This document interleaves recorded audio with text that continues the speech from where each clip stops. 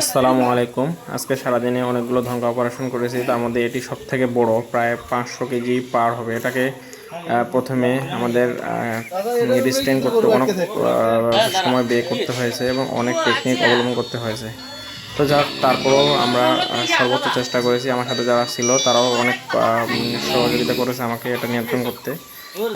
নিয়ন্ত্রণ করার পরে আমি অপারেশনের জন্য প্রস্তুত হই এবং অপারেশন করার জন্য প্রসেস শুরু করি। তো আলহামদুলিল্লাহ, একটু যদিও এটি আপওয়ার্ড পেটালার ফিক্সেশন বা ধনকা বা শিরাটান অপারেশন অত সময় লাগে না, কিন্তু এটাই একটু ফিরিয়াস ছিল, যার জন্য আমার অপারেশন করতে একটু সময় নিয়েছে।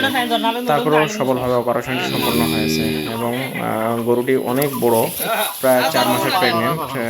গরুটি খুবই উত্তেজিত হচ্ছিল বারবার। আমরা যথাসাধ্য চেষ্টা করেছি তাকে নিয়ন্ত্রণ করে সুন্দরভাবে অপারেশনটি সাকসেস করা। এবং আপনারা ভিডিওতে দেখতেছেন যে আপওয়ার্ড পেটালার ফিক্সেশন অপারেশন কীভাবে করতে হয়। যাদের এই সমস্যা তারা সহজেই একজন নিকটস্থ ভেটেনারি সার্জন বা যারা ভেটেনারিয়ান আছে তাদের মাধ্যমে এটি কারেকশন করে নিতে পারেন সহজেই। খুব অল্প সময়ের মধ্যেই অপারেশনটি সম্পন্ন করা যায়।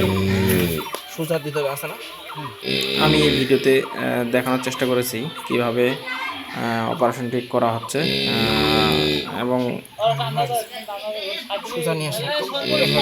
এই অপারেশনটি আমরা আজকে করেছি যমুনা নদীর তীরে, ফুলছড়ি কাছাকাছি। গরুটি প্রায় 15 লিটারের মতো দুধ দেয় বলে আমাকে মালিক নিশ্চিত করেছেন। এবং গরুর যে আগের প্রিভিয়াস যে বাছুরগুলো আছে সেগুলো অনেক সুন্দর।